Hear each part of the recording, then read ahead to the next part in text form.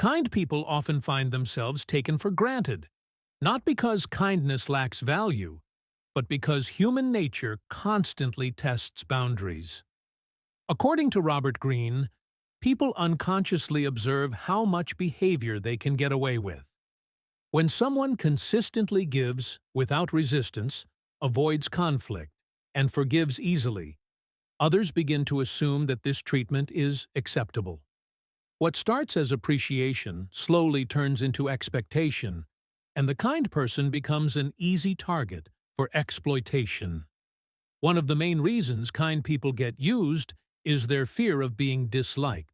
They confuse being respected with being liked, and believe that saying no will damage relationships.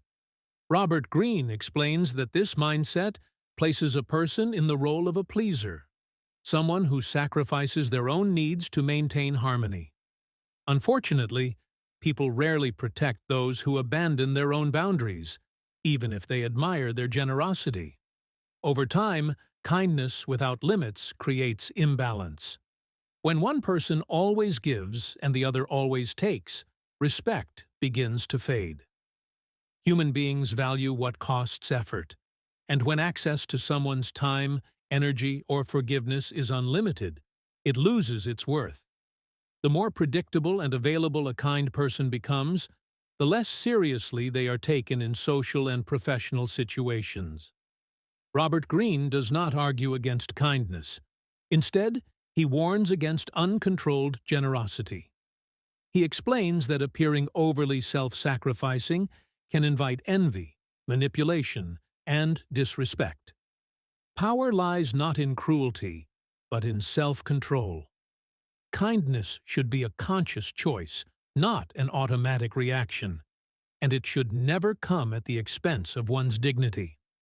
Another uncomfortable truth is that people treat you based on what you tolerate. Disrespect often begins in small ways: interruptions, ignored messages, unfair demands, but when these signs are overlooked, they grow stronger. Greene emphasizes that early boundary setting prevents long-term mistreatment. Silence teaches others how to behave toward you. Society often rewards those who appear firm and decisive, rather than endlessly agreeable. Leaders, respected figures, and influential individuals are usually those who say no when necessary and protect their time. According to Greene, clarity and boundaries create authority, while excessive accommodation creates weakness in the eyes of others. To protect themselves, kind people must learn the strength of restraint, saying no without guilt, delaying help instead of offering it instantly, and choosing whom to support are essential skills. Kindness should be selective and purposeful, not freely available to those who misuse it. This approach preserves both generosity and self-respect.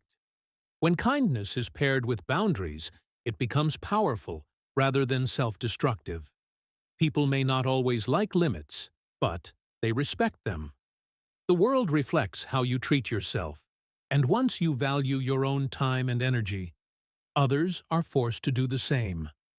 Robert Greene's brutal truth is simple, yet difficult to accept. People do not take advantage of kindness alone. They take advantage of unprotected kindness. True goodness is not about pleasing everyone, but about maintaining self-respect while remaining humane. Protected kindness commands respect, and in a world driven by human nature, that respect is essential.